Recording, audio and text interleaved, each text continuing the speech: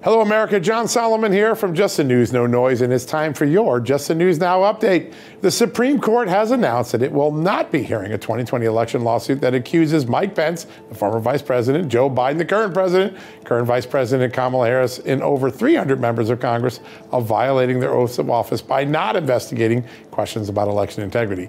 The petitioners are already looking for ways to bring this back to the court for reconsideration, which means the 2020 election is still going to be in the news. In other election news, the Georgia grand jury investigating President Trump's challenge to the 2020 election has finished its investigation, and prosecutors will now decide later this month whether or not to publish its final report and whether to seek charges against the former president. Meanwhile, President Biden's first trip to the border has drawn a lot of criticism since the president did not visit the border itself, not the areas where all that illegal crossing is occurring. And he didn't spend a lot of time with the Border Patrol agents on the front lines of that battle as well. A lot of criticism of that. And finally, the Seattle Public School District is suing multiple social media platforms for contributing to a mental health crisis they say has occurred by the addiction to social media. They say it's hurting those students' performance. For more headlines like this, sign up for our newsletter at justthenews.com/newsletter or tune in for Just the News, No Noise right here every night at 6 o'clock on Real America's Voice.